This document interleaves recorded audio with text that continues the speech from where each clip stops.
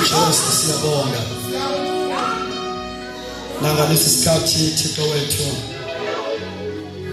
sesikhona phambi komso bakho ukuzwa ukukhuluma kwakho, ukuzwa Nkosi ukusakha kwakho, usivuselela, usibuyisela endaweni yethu. Siyazithoba ke kuwe, sithi phakama sinciphe thina, thatha indawo engasenhla njengoNkulunkulu. Baba wethu onamandla, and begin to equip us, Baba wethu ongcwele, for that divine purpose. Awubasindisa abantu for the sake ukuba basindiswe, kodwa there is a mission. We are praying, Lord, egameni lika Jesu ukuthi phinda moya oyingcwele ukuzambula phakathi kwethu, ulenzele lakhe igama udumo, in Jesus mighty name, amen.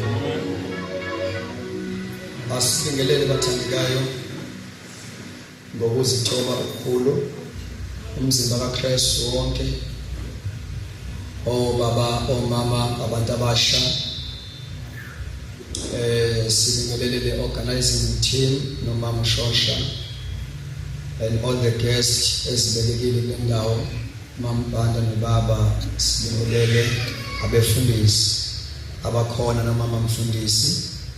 Sibonga kakhulu enkosini ukuthi uNkulunkulu aphinde asihloniphe. Sibona ubaba nomama uMlungwana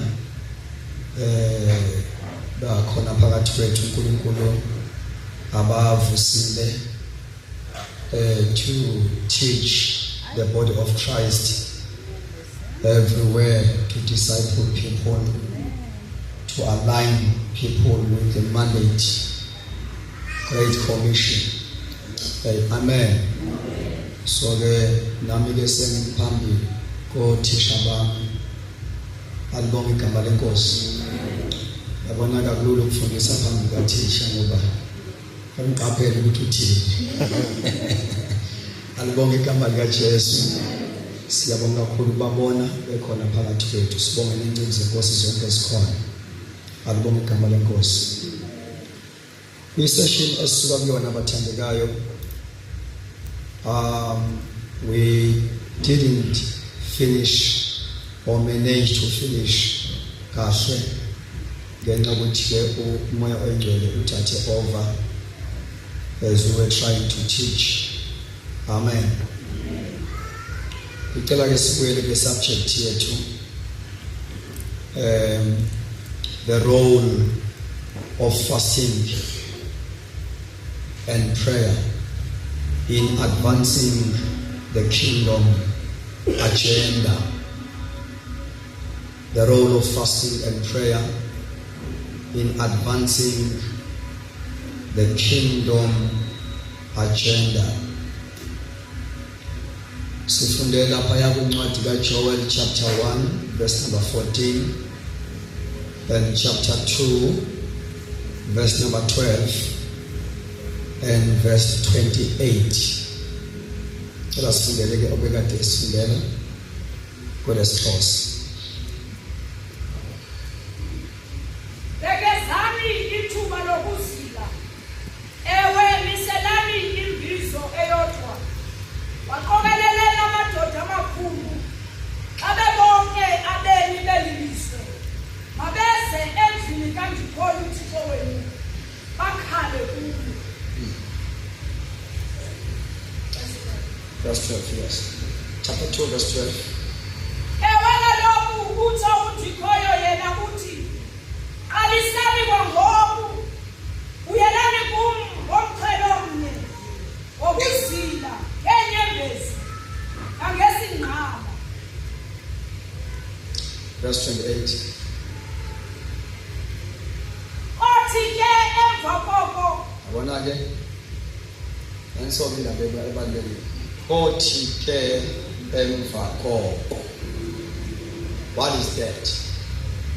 After prayer and fasting, what will happen? Continue. Othi ke emva koko ndithulule umoya wami I will pour my spirit upon all flesh. You see, hlala phansi sisi. uNkulunkulu angibeka nje. Prayer and fasting plays a major role in fulfilling the agenda kaNkulunkulu ngebandla. You can read throughout the book of Acts ubuke ukuthi the early church ngalenkathi liba devoted emthandazweni kwenzakale but ngifuna sibambe le ndawo yokuthi uNkulunkulu kule book of Joel esifundayo uvela izinto eziwu-3 ikhona i-challenge evelayo bese kuba khona ke indlela engathi ke it's a solution that comes with a result. There was a dryness in the land. Albonga igama lenkosi. Oma yonke into, the land became unfruitful. So yonke into esibuka kwi-Old Testament, it's a shadow of the reality in the New Testament. Right. Albonga igama lenkosi. Amen. When you go ilanga libalele facing the sun or ubhekele isithunzi sakho siye sihambe ngaphambili. Albonga igama lenkosi. Wena uze ngemuva. Kezwakala bathandekayo. So what we see with Old Testament is just a shadow of the things esisibuka zi reality in a New Testament. Now, sisabuka ke indaba ye role of fasting and prayer in fulfilling God's agenda. We have said uNkulunkulu une agenda ngebandla einsukwini zokugcina. Albonga igama lenkosi. And we have said there's going to be a radical shift in a way we do church.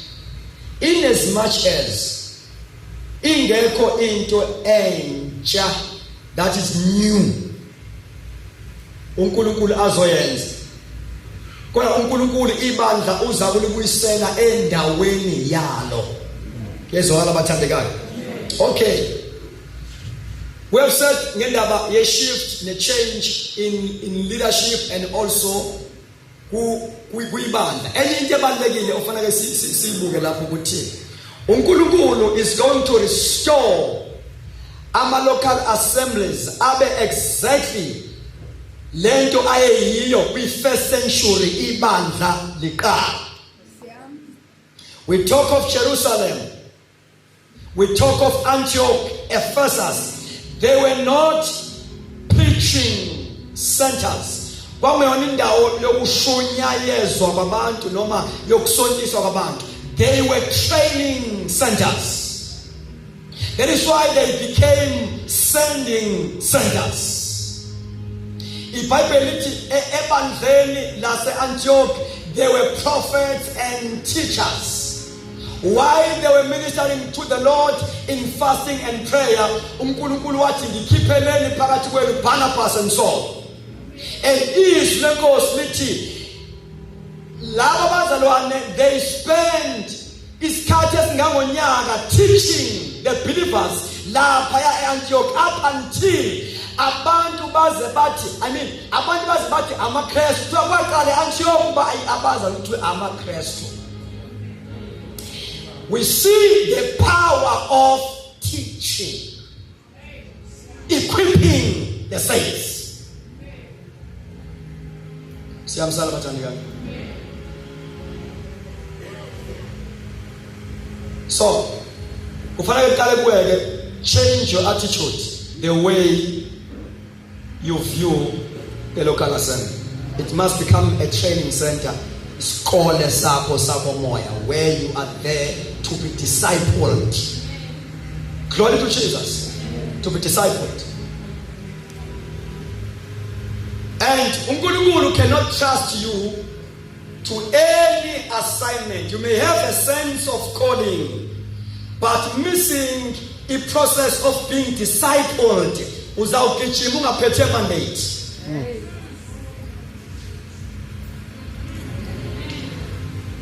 Kukhona ukubizwa, kukhona ukuthunywa.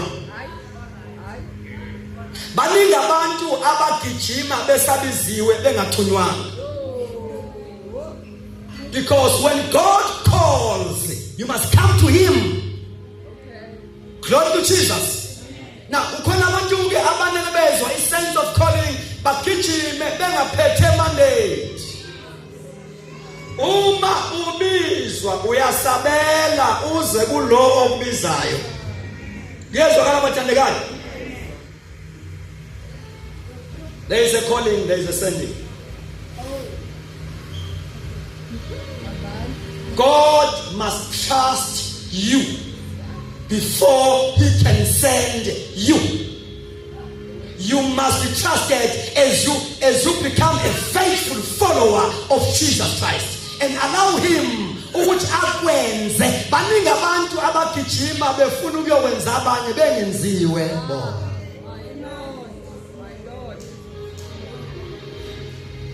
Uthi uJesu, come follow me, I will make you. Amen. So you cannot be trusted by the assignment, or if you are not this process of being discipled. Glory to Jesus. Lapa with discipleship is where you identify you discover your identity. Lapa with discipleship is where the character yako is molded. Lapa with discipleship is where you discover even your calling. Yes, Ogala Batandagayo. Yes, Ogala. Yes, you find yourself. Great discipleship. You discover your identity. Great discipleship. You discover your calling. Great discipleship. All right. I caught my subject here. Jerusalem were not just local assembly la kwaku sonke swakho nabantu.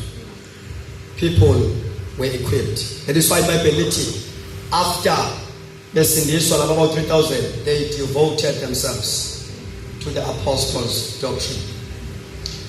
Uku-equipa kwabo okwenza ukuthi uma kufika isikhathi se-persecution. Glory to Jesus.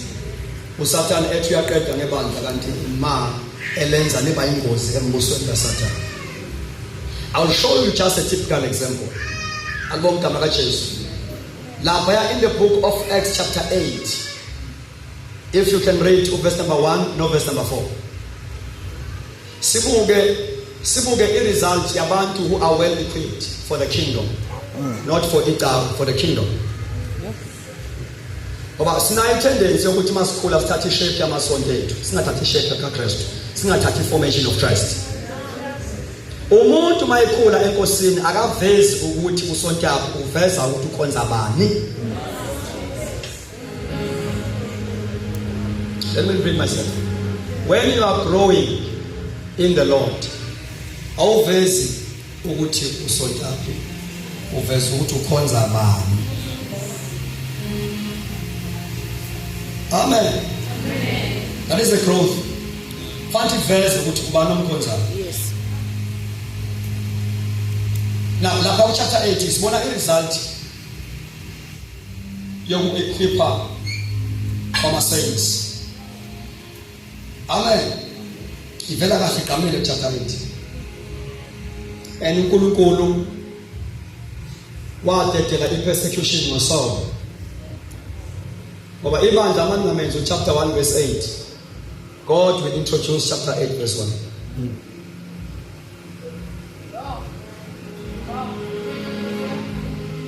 Chapter 1 verse 8. Moyengcwele mayesefile niyothola amandla niqale nibe ngofakazi. Athe sehlile amandla kaMoyengcwele bahlala ba enjoy isibusiso. Then chapter 8 verse 1 came. They were scattered. Baqala baya lapho kufanele baye khona. Funda ke verse number 1 and verse number 4. Bangalomhla waqaleka intuthiso enkulu ebandleni laseJerusalem. Yeah. Correct. Ngaphandle kwabathunywa basakazeka bonke abakholwayo. There's more than that ethi ngaphandle kwabathunywa. Asho sona. Kwasakazeka abakholwayo. Lawa amanye athi except the apostles. Ngamanye amagama bakuthiwa ngiyayithanda isixhosa ngaphandle kwabathunywa because I exclude amanye ama-ministries which bafaka bonke these church leaders albonke amalebozi ngale nkathi ibandla lichuchiswa liba persecuted lihlakazeka ligcwala endaweni zonke eJerusalem kwasala abathunywa ngolimi lwakho ke kwasala abafundisi yezwakala amen they remain in Jerusalem.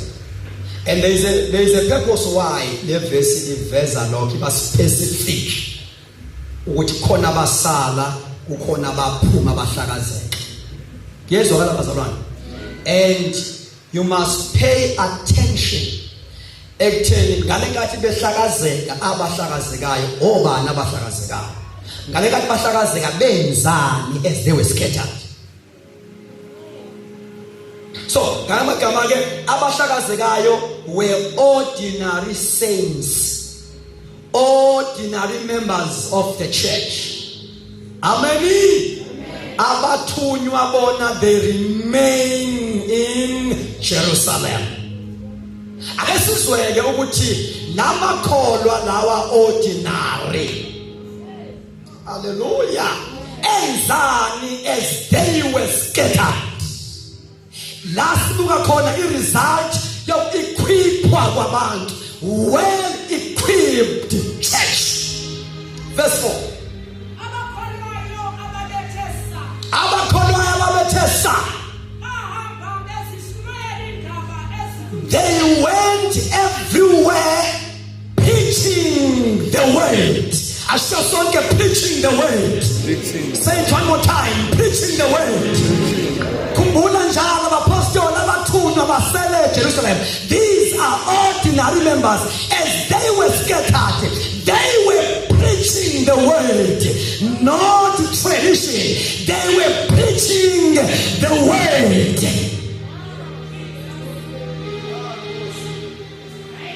Because when Zechariah chapter 2 verse 42, they were well equipped. Uthena mfika intshutshiso ibahlakaza akufananga nathi thina ukuthema ihlakaza iCovid sabuyela entweni zethu abathanda amagqwirha nenyanga baye enyangeni abakipitile baye emakipitweni as ihlakaza iCovid kodwa laba as they were scattered they preached the word of God. Yafika kahle intshutshiso yafika kubantu who were well equipped. Hallelujah. You don't have to wait for his status. So umfundisi up until you minister. Glory to God. Uku-equipa kwama-saints kusenza sikwazi ukulenda ku-Ephesians 4 verse number 12. iBhayibheli lithi i-reason yokuthi uNkulunkulu enza abanye babe ngabapostoli, enza abanye babe ngabaprofeti, enza abanye babe ngothisha, abavangeli, abelusi. I-purpose is to equip the saints. Right?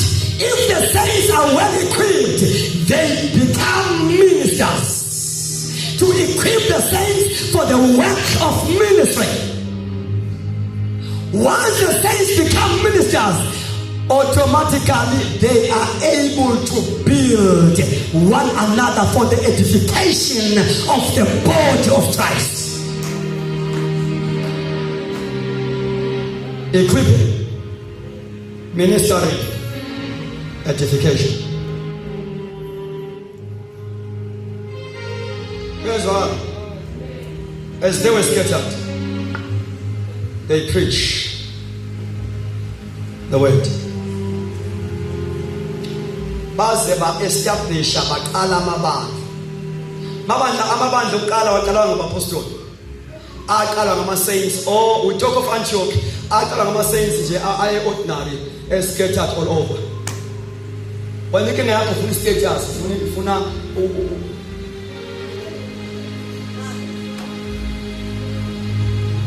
lento sikuyo ayisebenzi ngalona lento sikuyona abantu aba-operate khona kwankunzi iyayibeka la kwankunzi iyayibeka umuzanya ngabantu uhlangizana ngabantu. So well-equipped saints, they are able to minister. You become a Christian worker. To be a Christian worker,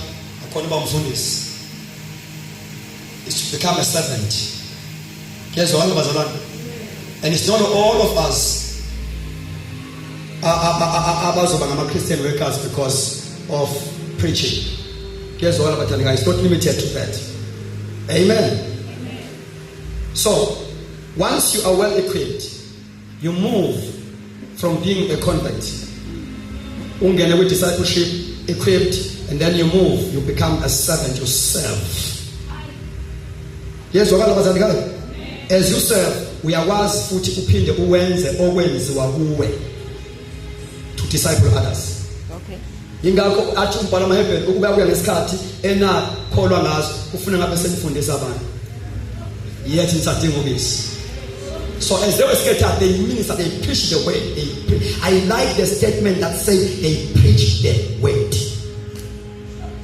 Abashumayelanga Judaism. You see, uMunkulunkulu akha abantu, equipa abantu. Agaba equipeli ikawe la. Here we speak about the kingdom agenda. And about if you call about obeze mlonyeni uzithesi yakhe uto faith mission. Oh mzambo na uzithesi igcwele denomination.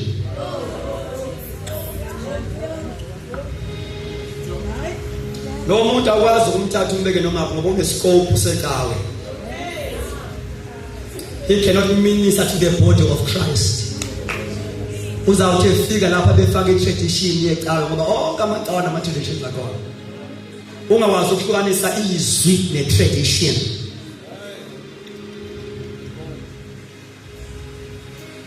Because indlela okhuliswe ngayo awukhuliswanga in a biblical way. Ukhuliselwe ukuba isethenjwa secawe lakho. Wazi waphumela umsebenzi wenkosi uphuma uyisethenjwa sesonto hayi sika Jesu.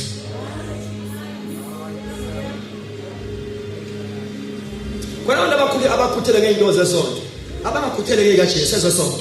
Okay. All right. Baze basho futhi nabesithola bathi sifuna umuntu wazi into zethu thina.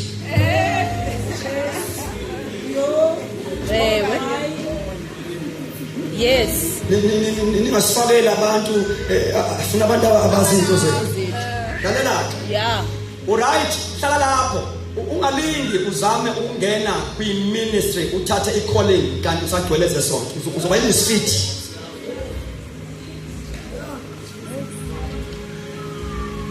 You will become a misfit kwi-move kaNkulunkulu yeyinsuku zokugcina. And abadinanga ke laba ngokuthi bathi preach the word. They did what Jesus said those who believe they will do. Bangena Mark chapter 16 verse 17. These signs will follow those who believe. They will lay hands upon the sick, they will recover. They will cast out devils. Glory to Jesus. Hallelujah. Umafunda verse number 5, same book. Acts chapter 8 verse 5 says what it is called. Utema behlakazeka begcwala everywhere. leli dikoni uPhilip obekade ekhethelwe ukuseve ematafuleni ngoba kuhle ukulalela uyithatha inkonzo oyinikeziwe lapha yalapho khona kodwa you must rise above that. Yezwakala abathandekayo, rise above that. Now uPhilip kena wehla waya eSamaria. Mayefika eSamaria, he preached Christ to them. Praise the Lord. Kuba kufunde.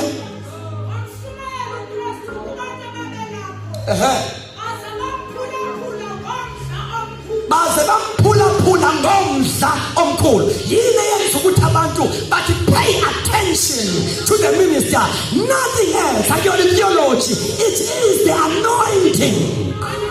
Into yenza ukuthi abantu bathi pay attention. You go. Luka moya wendwele. Ola bashanda ba. Ola baba. Phakathi kwalezi insuku bekhona isangoma by the name of Zulu. Salalela inkolo. Bamlalela ke bona ngomhla omkhulu. Mind you, ulapha yana nje ngenxa ye persecution. Kodwa uSathane wayengazi ukuthi mayihlakaza ibandla akahlakazi ibandla. Actually it was the word that was scattered. Praise the Lord. Because as they were scattered, they preached the word.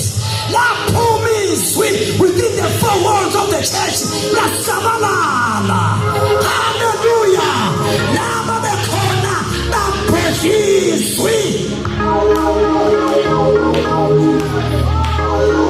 The word was scattered. The word was scattered. Bali kwinya izwi la kwinyeka eJerusalem. Kwafika isikhathi lakhona uNkulunkulu ezo-introduce what we call saints movement. Wa-introduce the persecution. And iyabuya-ke ney'nsuku zokugcina i-saints movement. Le revival ayona revival ye-one man show. Ibandla likaKristu will be active doing the works of Jesus Christ.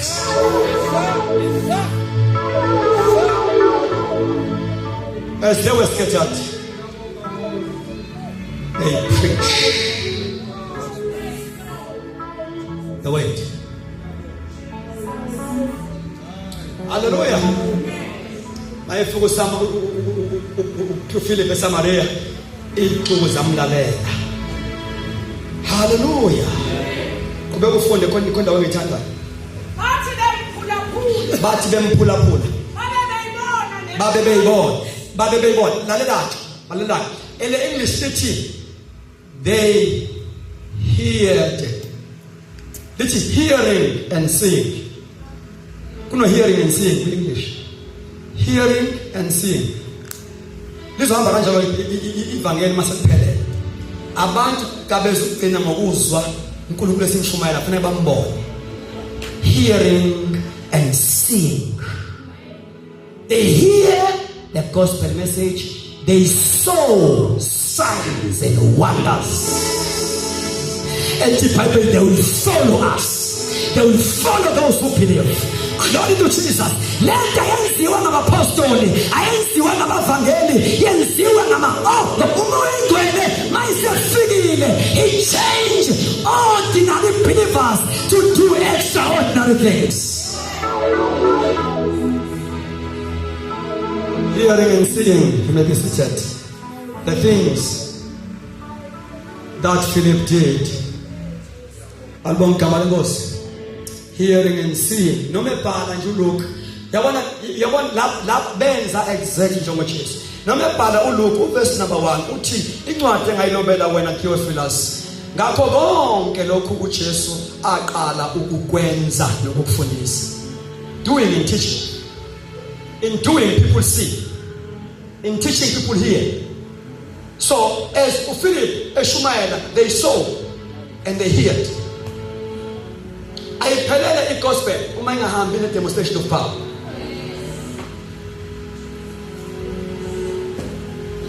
ngoba uma ingahambi ne demonstration of power simshumayela uKristu every history asimshumayele evukile ephila manje enza izinto manje ama signs and wonders asho ukuthi uyaphila ke emangcwabeni is alive right njengoba wayephilisa uyaphilisa manje yes sir he is alive now he is back to life now yes sir yes sir he is resurrected yes sir asimshumayela kwehistory simshumayela ephila manje ngoba uvukile kwabafileyo. So our signs and wonders, they testify that he's not in the grave. He's alive. Hallelujah. Masi shumaela, uyangina. Glory to Jesus. Anginele. No, our signs, they authenticate. Abantu ababizwe uNkulunkulu.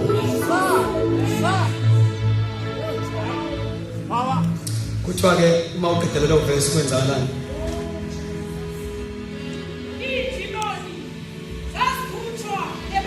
Indemoni zazikhutshwa abantwini Zisitsho ngesikhala sikhala crying aloud abafuna umzimba nezikona babephisa abashawe zi-stroke baphiliswa idikoni yabona awekawa lakho amadikoni awekho angazi afika ngoba leli kawe lakho makhunywa ngamadikoni atsha ngendoda nje omile enqwaha nezimali zesonto noma ukhetho kuthiwa ibayidikoni cabanga ukuthi bayakwehlisa ngoba awazi ukhetho ukuthi ongazi. Jesus was a diacon. Actually you don't qualify to do anything in the church up until ube nobudikoni. The name diacon means a servant, a minister. Noma ngishumayela kumele ngibe nobudikoni ngibe nobu-servant. Yes sir. So ukunganele lokuthi yabona lento yenzeka kwelakho isonto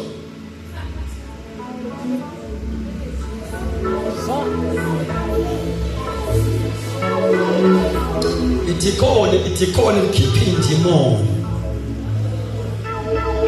eula madimoni phila abagulayo abangena behamba kanje shumayela idikoni kuthi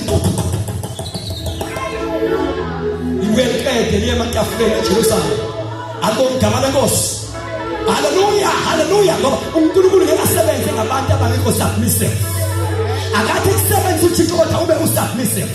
Angeke igama likaJesu lithi move ngeministry yakho in that dimension but be submissive again.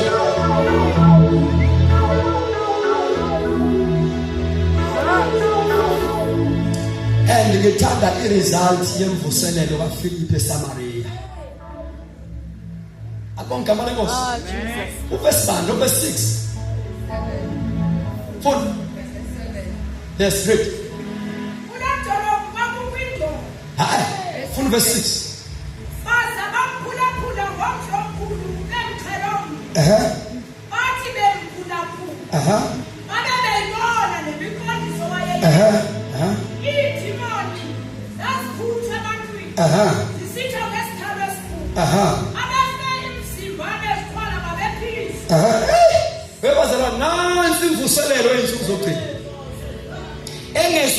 Within the four walls of the church, uNkulunkulu will be using ordinary believers doing extraordinary things because they are well equipped. Awuzukuthuleka Jesus abuya. The Bible, heaven will keep Jesus. He will remain in heaven up until the full, not half, full restoration of all things. So phela abantu etradi ukuyele job and your cross uhlangane nomuntu wanqelayo. Alibongigama lenkosi. Mbeke izandla. Adumise inkosi estradi. Alibongigama lenkosi. Adumise inkosi estradi. Praise the Lord. The anointing, the glory, yensuku zokugcina izosebenza thina sibuNkulunkulu esebenza.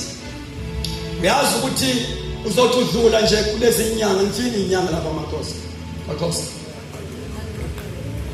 Amaxhwele inyanga. Awala abandla amasaka lapha befaka imithi yabo edrop and bedayisi. Yabona? Uzodlula nje Jesu beduze kwabo unga isithunzi sakho. Siqeda ama customer lemithi. Baba uzobethe uyayidayisa imithi ama customer buya azocomplain ayisebenzi then thatha badlula umntwana. La ufika khona wena uzobe kufana exactly ukuthi ufuna uNkulunkulu. We will become carriers of God's presence. Kuzoba khona unrest in the kingdom of darkness. Ngoba will begin to dominate each and every territory uNkulunkulu asimise kuyona. UGenesis 1:28 uzokwenzeka exactly have dominion. Actually la verse ngilibuka mina ngichaza likhuluma nje ngebandla likamoya eliphilayo. Live fruitful, glory to Jesus. Liya multiply, glory to Jesus. Lithi have dominion nalikhona, liyabusa, liyadominate. No territorial spirit can suffocate ibandla malilo ndawo. Ibandla elizothi have dominion.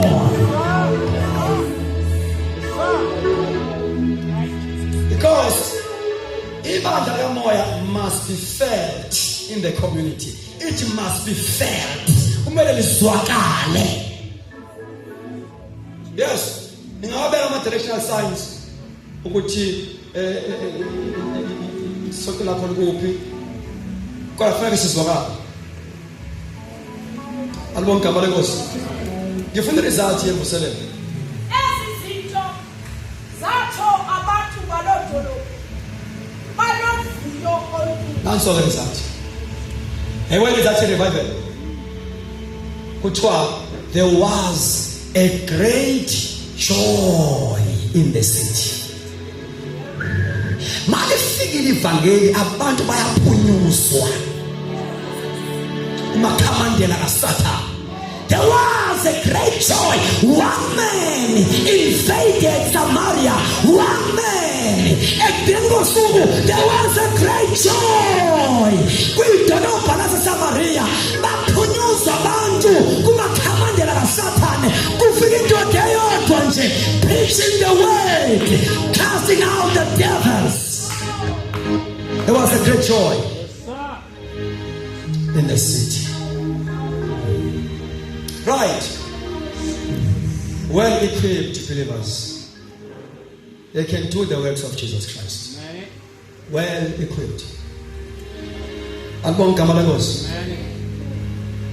Into ekumele si understand ebazama mama nkosini. We must have, you see, abapostoli kuncwadi yezenzo. They have a good mindset.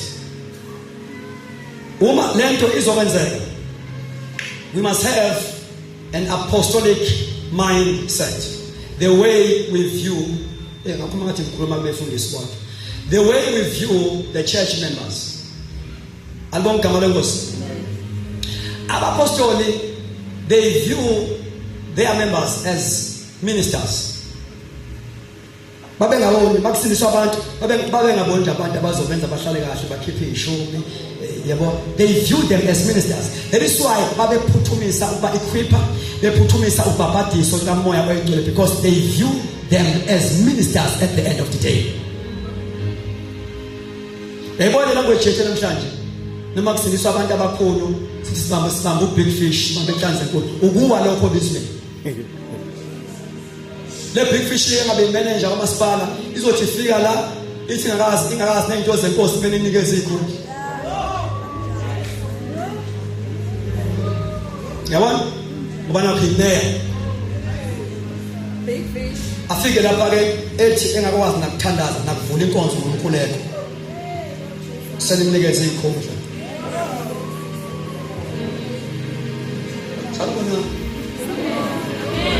Once you are in this or fear when you come church, you become a disciple and learner. Jesus. Here's what you must be taught. Let your hands ukuthi ibandla ngicela sabona Lord nisabana ngenxa ye status. Ngenxa ye profession. kube nzima ukintroduce izinto zikaNkulunkulu ngoba siyesabana. Akukho wrong by mayor, akukho wrong by councillor, akukho wrong by ba uNkulunkulu akubusise, kodwa uma usufike ebandleni kufanele ukuthi bangadlali ngawe labo ofikele kubona. Ungathi ufika bekuthwesa ijoke enkulu engaphezulu kwakho. Yabona? That is why igcina sesiphethe ngabantu besiphethe ngemfundo bengenaNkulunkulu, bephethe ngemfundo. Balishintshe ibandla leli libe yi-institution, lingabe ibandla, libe yi-institution. Ngoba umuntu ofundile une-logic. Ngezwakala? Nathi size sihluleke ukuhlukanisa i-logic nomuntu one-wisdom kaNkulunkulu. Okay. Sinesabeke noma egama engena character ngoba unemali ufundile simbeke lapha phezulu.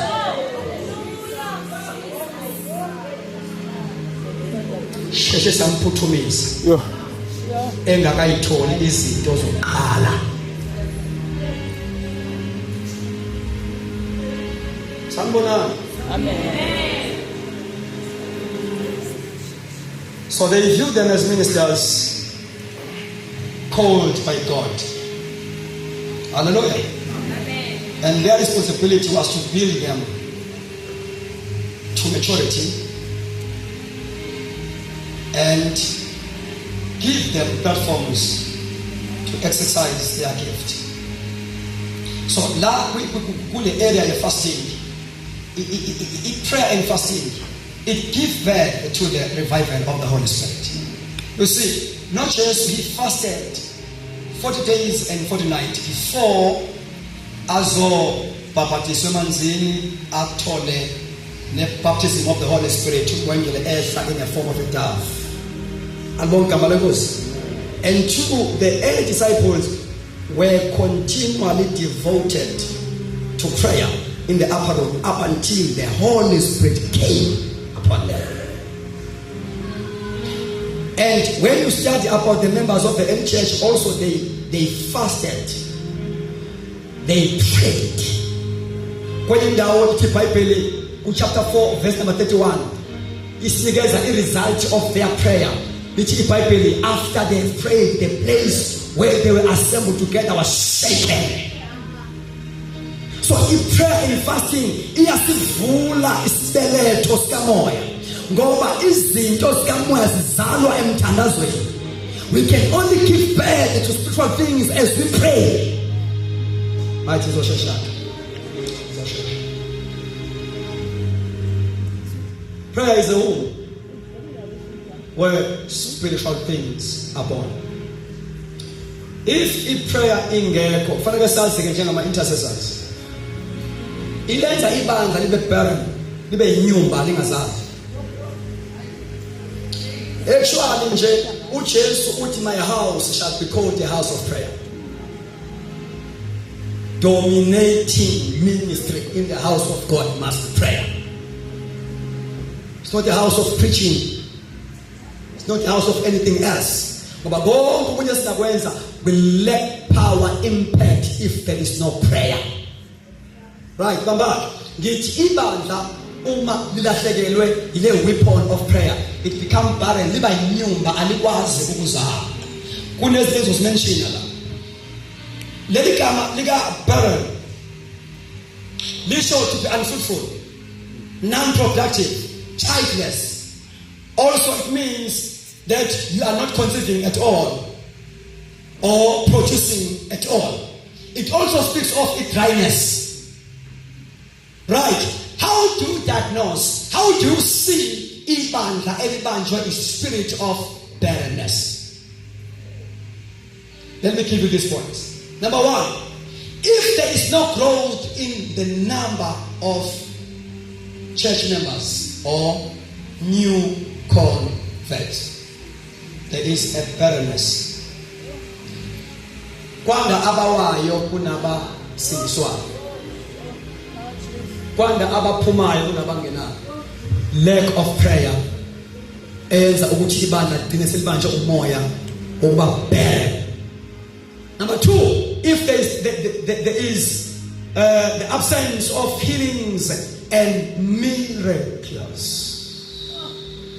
if there is no demonstration of power. Ibandla lika Jesu akukhona eCwaka College. There must be a demonstration of power. Abantu abangene begula baphume bephilile ngoba this is a house of prayer, and if prayer can create a conducive atmosphere ukuthi uNkulunkulu angakwazi ukugcina imsolo. The atmosphere must be conducive. So, number 3, how do we diagnose barrenness in the church? Number 3, if there is no increase in the knowledge of God, the church must grow in the knowledge of God. The ministry of teaching is not effective because this church is lacking prayer.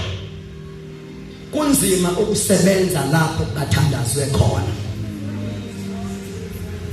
There are forces of darkness that resist the ministry of the word. As a result, I can teach you the whole month, but the teaching will bounce back because there is no prayer in the house. The role of fasting and prayer in advancing God's agenda. People must know which in prayer, the atmosphere is conducive. We create a conducive atmosphere of tenders. The atmosphere iyadalwa through prayer. You see, sisigcina singabantu aba informed ngama teachings, but singabi ngabantu aba transformed. When I teach and there is no anointing, glory to Jesus, there is no impact. I can only inform you, not transform you. So, if there is no increase in the knowledge of God. Number 4, if there is no program to send out missionaries.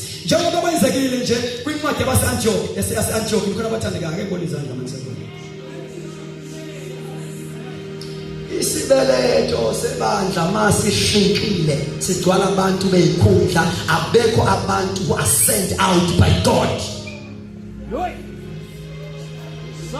And uNkulunkulu mayikhuluma la ukhulume ebandleni lithandaza elithandaza. He spoke what likhipheleni. There is a release of ministries where thandazwa khona.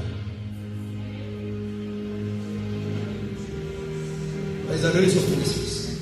So if there is no program to send out missionaries, or the increase in the number of missionaries, people who are sent out by God, there is a spirit of barrenness. And who's the affect even the growth yebandla financially? We ask Satan, we ask ukuthi ibandla once ngikaleka nizwe bathandeka ngikhuluma lapha ngiaddressa njengabantu abathandazayo ofanele bathandaze imthandazo informed. Okay. You must know what to pray for uma ngabe uthandazela ibandla. You must pray the informed prayers. Usathane uyakwazi ukubamba ibandla lingagrow financially ngoba uyazi ukuthi the gospel message ayikwazi ukuhamba where there is no finances. Okay. Fane bandla enambongo kodwa abantu begcotshiwe. Tolophe ibandla njani kodwa abantu banjani? Powerful ministers, but there is no vision. Akusizi ukugcotshwa ingekho ivision. Yamuza mayithandaza uSamson akathi ngikhumbule ngenxa yenwele. Uthi ngikhumbule ngenxa yamehlo. Vision. Kusizana ukuthi ngibe neanointing kodwa ngibe ngenambo.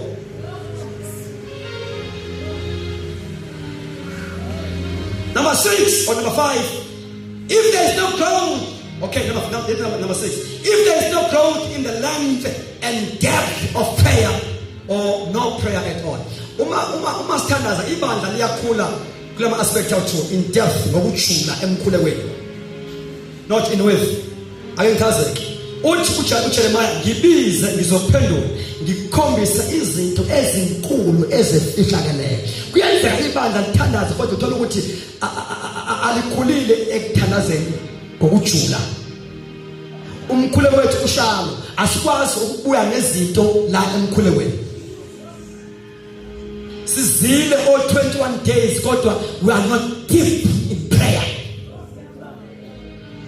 ngibiza ngizophendula ngikhombisa izinto ezinkulu ezifihlakele uma sithandaza we must come out with the treasures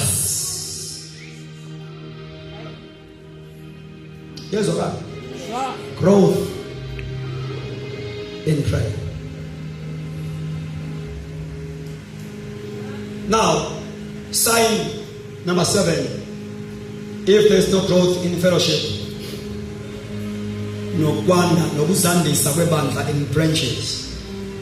So, in our churches, abantu abasenawo umudla okuyokhonza fellowship mabandleni even during the week. Because umoya ububherele bambile bani bayazi vele ngizoya ngizotholana what so they better enjoy their TV streams at home akuyona indlela yokukhonza ku-local assembly yabona lapha kuthiwa they were diligent kwi-fellowship yabo devoted kwi-fellowship yabo abebandla kuqala khona bathandekayo akuyona into abayenza ngoba kuvuma it was their lifestyle so that is why sinamakolwa ashalo kodwa evutha kodwa ashalo kodwa evutha ngoba ungavutha ungavuthile because akona ukushunyayezwa per se okuzoletha immaturity. I used to say whenever you are listening to the preacher ungathathwa icharisma nama goosebumps check ukuthi is there any substance kulento ajo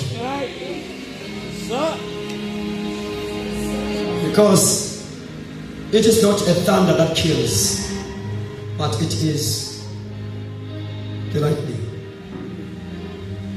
Amen.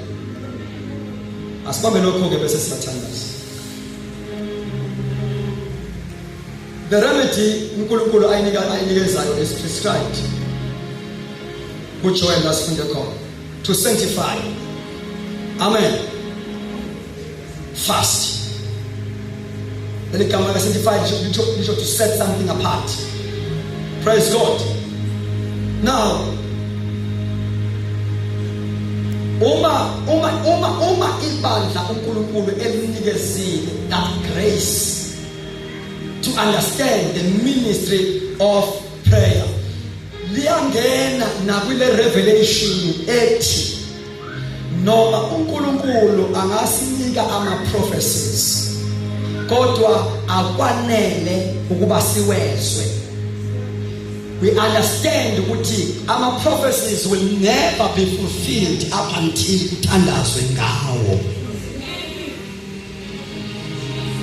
Okay. We are thandazwa ngesiprophet. Ingabe si personal, ingabe ngesebandla, ingabe ngesenation. Once God release a prophecy, kumele bekhona abantu will go to their knees and pray ngalo prophecy. We have the uNkulunkulu athembise apromise ingabe fulfilled the promise yakhe. Ngoba promises and prophecies most of them are conditional. Some need prayer, some need obedience. For example, uNkulunkulu uthi Moses akhiphe uIsrael eGibhithe amise eKenani. Wazakhuluma ngoJoshua ukuthi uJoshua uzomfaka eKenani. Khuluma ngoMoses. Yezwa manje uMoses wamfaka eKenani uIsrael. Is God a liar? That promise was conditional. Why Buddha get disobedient? Bambaki uthi uNkulunkulu kuElijah after Elijah isiphelile iperiod ka 3.5 years avale ngayo imvula. Ningizwe sosathandaza. Avale ngayo imvula. Uma usuphelile u3.5 years, uthi uNkulunkulu Elijah, go and tell Ahab ukuthi the rain is coming. Yezwa na? Instead ukuthi uElijah ajabule athi the rain is coming. Why are we Mount Carmel? And he prayed there. Uthandazelani Elijah ngoba lo khulumile ngomlomo mathethi manga. He understand ukuthi I must partner with God. Kulento ishoyo I must give back to the rain. Le nkulu akhulume ngayo bathatha ikhanda balifaka phakathi kwamadolo. He prayed. Amane thumela inceke bayocheka ngasorwala ukuthi ayikho into eyisignal ukuthi something is coming. Was over 7 times. The man of God on Mount Carmel seated down. Wathatha ikhanda walifaka phakathi kwamadolo. Leyo kwakuyindlela when you read down the Bible history izokutshela ukuthi kwakuyindlela abesifazane bangaleso sikhathi uma bema labor pains they seated like that. Bathatha ikhanda balifake phakathi kwamadolo. Ngamagama he was praying another kind of prayer, a travailing prayer, a labor word kind of prayer. He was giving birth to this rain. uNkulunkulu akhulume ngayo. Sometimes we travail in prayer. Sithanda ithembiso sikaNkulunkulu siyothandaza ngayo, travailing in our prayers, partnering with God. Olaba shakapa ela masulaba. Yes, abana bathandekayo, uHana was praying in prayer. Wakhonziva uHana kwi-prayer room, wakhonziva into wikhonziva kwi-bedroom. When natural principles or human methods fail, spiritual methods will never fail.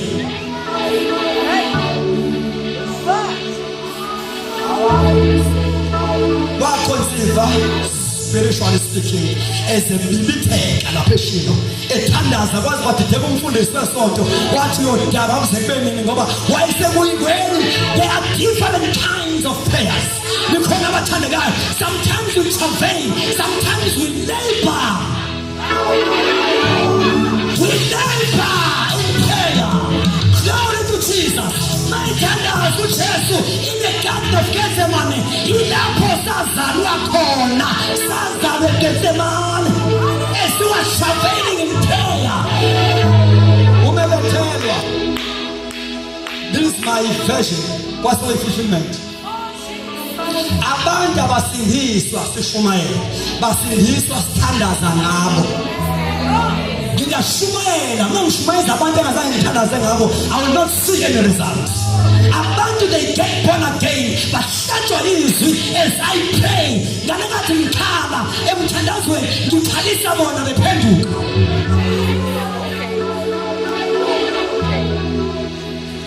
He went up on Mount Carmel.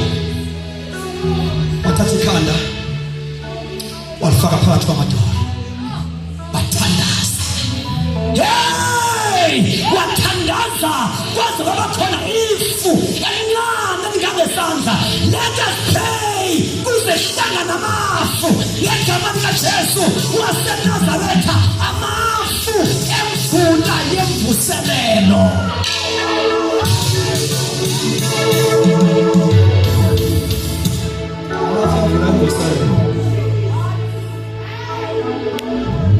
There is what I call labor ward kind of prayer.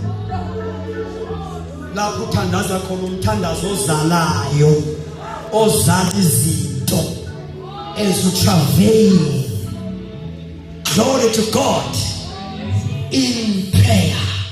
Gama uthandaza uze ungene kwi-dimension where you pray the feelings of God. where you pray the desires of God, where you pray the mind of God.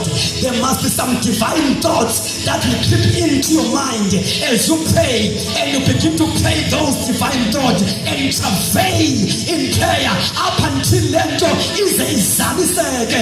Akudingeki lesikhathi ama-intercessors athandaza nje just generally. We must spend time up until umoya oyingcwele asisebenzise in our closet to pray the prayers of God.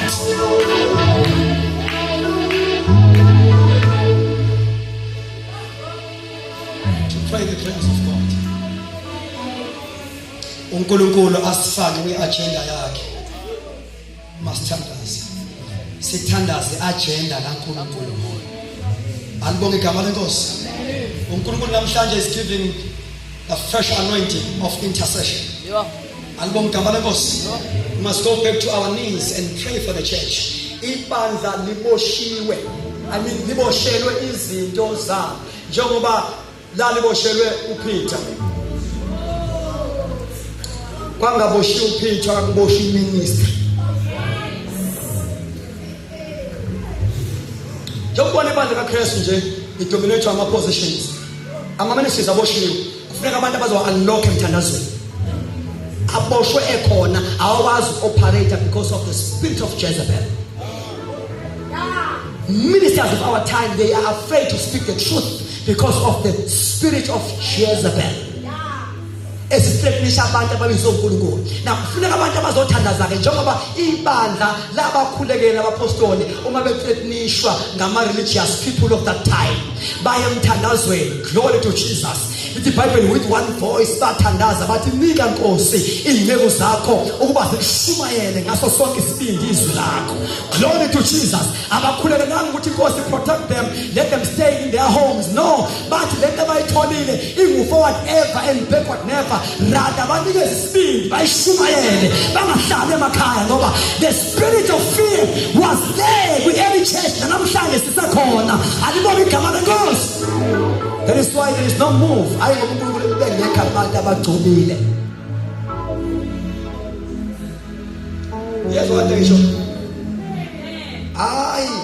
from time to time uNkulunkulu nabantu bakhe tema ithandazo Elijah ethekusele mina ngedwa wathi we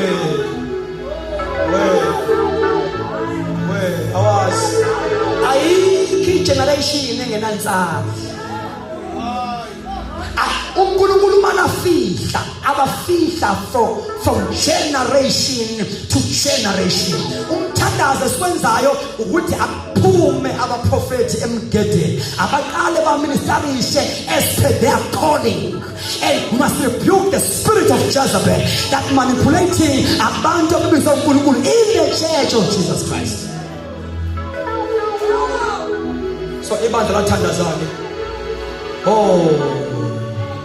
they were able to experience angelic ministry. Whether ingilosi yazovula no Peter wadideka ucabanga ukuthi uyaphupha ngoba ingilosi zizikhonzi zabadlifa lensindiso. Hallelujah. Sinelungelo lokusikhomanda alibonge igama likaJesu ngoba zingama-servants ethu. Yes, ingilosi umthandazo webandla was able to activate angelic ministry. Yes, ingilosi yazovula emnyango wejele zonke inkapha zavuleka in a divine way. Yaphuma igift ebiboshe. Kunama gift okumele siwaqaqe emthandazweni. Siwakhiphe ejele. Alibonge igama lenkosi. Amanye ama-gift asejele lothando lwemali. Abashumayela imali kufanele sibakhiphe babuye back to the genuine calling. Alibonge igama likaJesu. Sibaqaqe to each and every jele usathana abavalwe kulona. Only thing that is needed is prayer. Can we stand on our feet?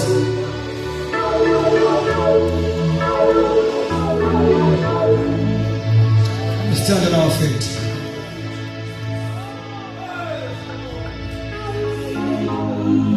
Kunezinto uNkulunkulu asikhuluma ngawe azenzekile nje namhlanje. ezinye senze-expiration expiry date. How? uDaniel wafunda embhalweni ukuthi hayibo engathi lesikhathi sesashaya sesithembiso sikaNkulunkulu. Ubethe uNkulunkulu after 70 years. Ngizomkhulula uIsrael noma esebushini noma esemgileni eBabylon. Amen. Ethunjiwe. Kodwa after 70 years. Sikhona bathandekayo. Ngizophinda ngihambe wafunda ama-prophecies uDaniel. And he went to his things. Wathandaza ngalento uNkulunkulu ayithembisa. Ziningi izinto uyasikhuluma ngawo, wazikhuluma ngefamily yakho, wazikhuluma ngelocal church of Lord, wazikhuluma ngebandla, wazikhuluma nangeprovince. You see, njengoba sapha eCape Town nje, kunama prophecies eCape Town specific for Cape Town. Ngezwe abathandekayo, there are prophecies specific for Cape Town. Alibonke amanye Nkosi. Kudinga abantu abazoyithatha leyo nto bawuthandaza ngawo ngoba if bengekho abantu who are praying ngama prophecies ukhona ongeke kwenzeke. I want to challenge you today. When God releases a prophetic message, write it down. Hallelujah. And pray about it.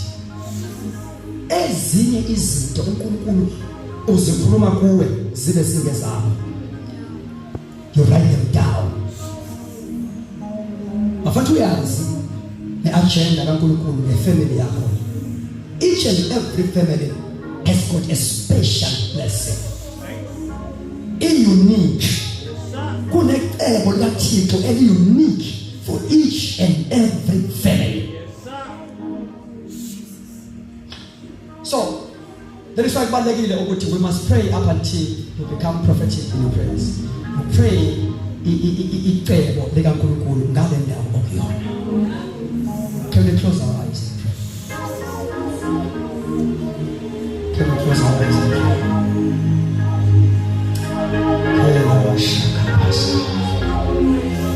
Sithamsana zethu ngegama likaJesu. uNkulunkulu wethu uNkulunkulu limangaliso. Ngibona uNkulunkulu ezomanifesta izinto ebese neminyaka. Glory to Jesus zingamanifesti.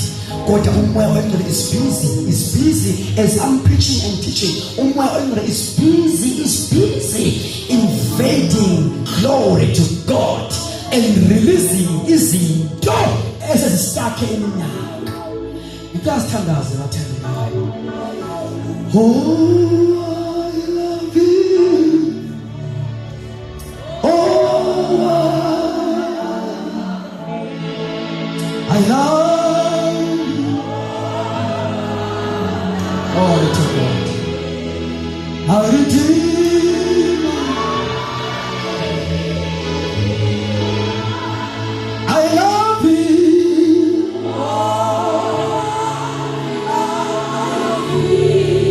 I love you.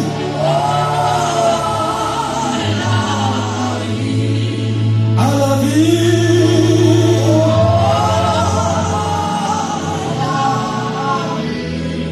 My Redeemer. I'm facing the mountains. I love you.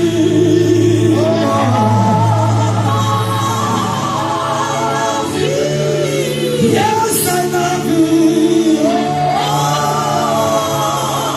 Yes, I love you.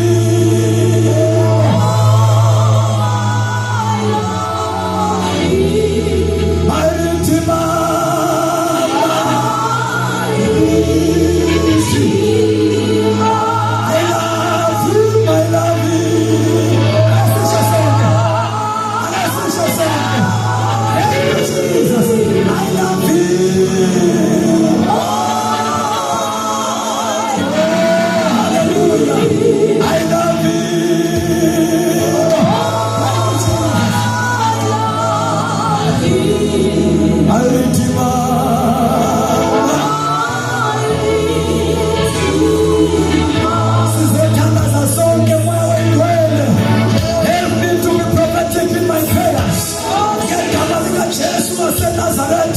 Open your mouth and say something.